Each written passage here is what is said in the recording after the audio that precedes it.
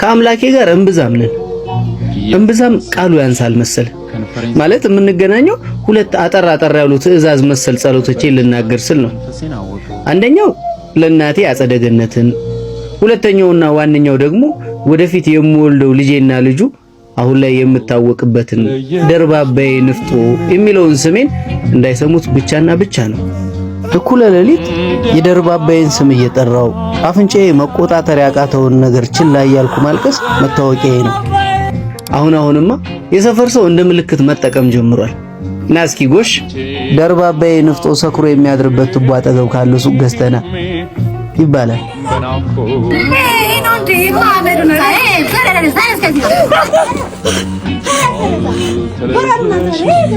ደርባባዬ ንፍጦ ብሎ ያወጣልኝን ጠላቴን አላውቀውም። ብቻ ግን ሲጠሩኝ መዞር ጀምሬያለሁ። ማፍቀር፣ አፍቅሮ መሰቃየት፣ አንድን ሰው ነፍሱ እስኪጠፋ መውደድ እንደ ኃጢአት የሚቆጠርበት ዓለም ላይ ሆኜ የኔ ደርባባዬን ማምለክ የኔ ደርባባዬን ብዬ ራሴን መጣሌ እነሱ ጋር ሲደርስ ቀልድ ነው።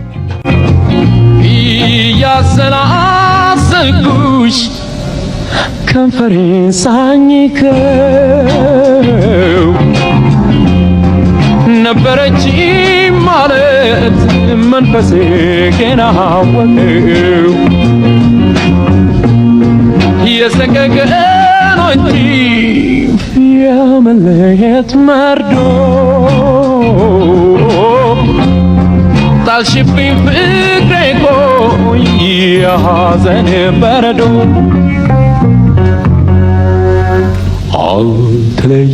አልተለየሽኝም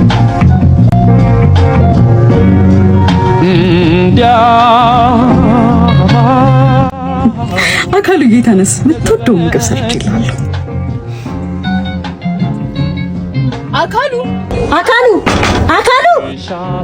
አካሉ ውስጥ እንዳለ ካቃለው አካሉ እየሰማኝ ነው። ስማ አንተን እኮ ነው አይሰማም። ይኸውልህ ነገ ባትከፍለኝ ቅራቅም በሆነ አውጥቼ የምወረውርልህ እሺ።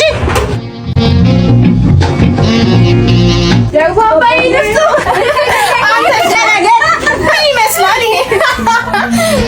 አለመግባት አልችልም። ከሁለት ትዕዛዝ አዘል ጸሎቴ ጋር የሷን ነገር ቁረጥልኝ የሚል ሶስተኛ ጸሎት ስላልጨመርኩ ይሁን አላውቅም፣ ማታ እያዳፉኝ ካስወጡኝ መሸታ ቤት ዛሬም ምንም እንዳልተፈጠረ መሰስብ እየገባው። ጠባቧ ማምሻዬ ሙዚቃ አስክሯታል።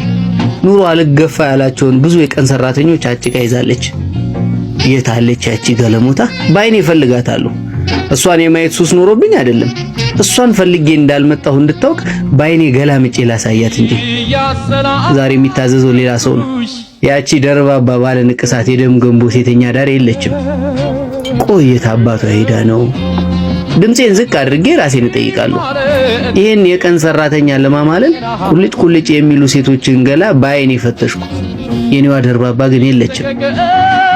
እኔ ግን አዲስ ህይወት ለመጀመር ለምን አላስብም? ለምን ከኔ አምና የምትቀበለኝን አልፈልግም? አሁን እቺ ምን ይወጣላታል?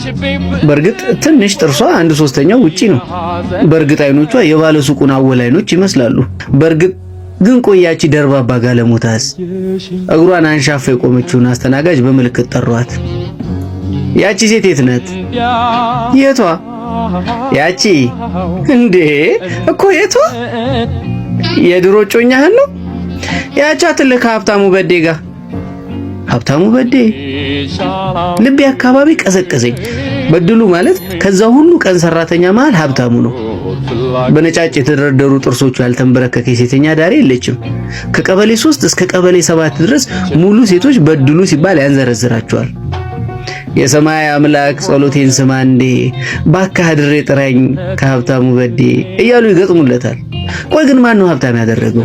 የሀብታም ቤት ዘበኛ ነው እንጂ ይሄ ዘበኛ አያት የኔን ደርባባ የኔን ባለ ንቅሳት እኔን ለመኖር እንድጓጓ አድርጋኝ የነበረች ንግስቴ ደሞ የኔ ይላለው እንዴ? እሷ የሁሉም ናት፣ የሁሉም ቀን ሰራተኛ። እዛ አንገት ላይ ጣቶቼን እንዳንሸራሽር የፈቀደችልኝ እኔ ብቻ ነበርኩ። ይሄ ሴት አውል ክፍለ ሀገር ያለው አጎቱ አንድ ነገር አድርጎለት ነው እንጂ ደርባባ ይበድሉን እንዴት ትወዷለች? የሀብታም ትራፊ እየበላ ሆዱ ሞላል እንጂ ሀብታሞቹ የጠበባቸውን ጨርቅ እየለበሰ አማረበት እንጂ ከኔ ከአካሉ ተሰማ እንግዱ በምን ይበልጣል? እኔ ግን ቆይ ክፍለ ሀገር ዘመድ የለኝም እንዴ? እውነትም እናቴ ብትሆን ጥላኝ ትሄድ ነበር? እናቴ ብትሆን የሚጎዳኝን እያወቀች የሌላ ሰው ትሆን ነበር? መተኪያ የሌለው የእናት ሞት ነው እንጂ። ድምጼን ከፍ አድርጌ ቆይ ምንድነው የማወራው? ሰክራለሁ እንዴ? እሺ የዛሬው ሳረቄ ለምንድነው ውሃ የሚለው? ይቺ ጋለሞታ ከዚህ ሴት አውል ጋር አሸሼ ገዳሜ ስትል አረቄ ማውጣት አቃታት አይደል? አካሉ ብቻ ማውራት ጀመርክ እንዴ? ዞር ያየሁት ግርማ ነው። ግርማ ግን ድሮም እንደዚህ ያስጠላል። አረቄው በጣም ቀጠና። የኔ ምንም አልሆንም። እስኪ አንተን ብሎ በአንድ ትንፋሽ ጅው አድርጎ ከንፈሩን በእጁ ሞዠቀው። ቦክስ ልሰንዝር ይዣንጥልጥ ያውጥቼ ይዋጣል ልበለው? ልክ ነህ፣ ያንተ ቀጥኗል። እንካማ ቅመሳት ብድር የለ በመለስ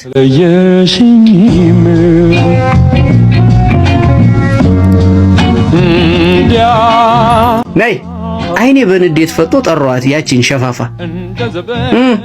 ምን እኔ የእንጀራ ልጅ ነኝ ወይ ውሃ የሚቀርብልኝ? ማለት የኔ አረቄ ለምን ውሃ ተጨመረበት? ውስጥ ያለው ንዴትና አለህ አግዞኝ በጣም ጮኩኝ። ሙዚቃው ተቀነሰ። ሁሉም ሰው ወደ እኔ ዞረ። ደርባባይም ጨልጠ ጠጥታ አፍን አትክፈት ወደዛ። የኔ ከዛ የሴተኛ ዳሪ ጋር መጣላቴ ነው አይደል እኔን እንድትበድሉ ያረጋችሁ? ሰካራ ጎሽ አረጋገጠችልኝ ያቺ ጋለም። አንተ ሰው ለአፍ ለከታ በጅለት በድሉ ነው። ባላበጅለትስ ቆምኩኝ። በእርግጥ አረቄው ነው የቆመው። እኔማ በምን አቅሜ እኔ አበጅልሃለሁ።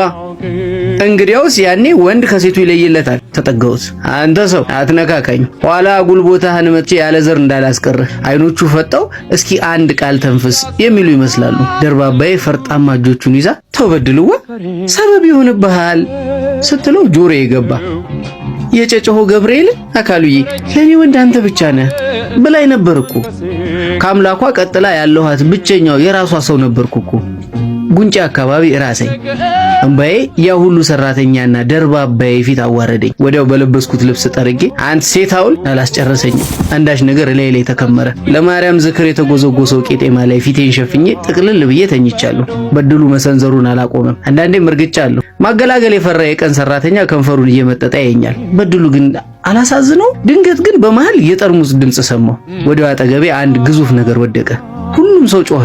ግራ ገባኝ። በድሉ ደም ስሮቹ ተገታትሮ አጠገቤ ወድቋል። ደነገጥኩ።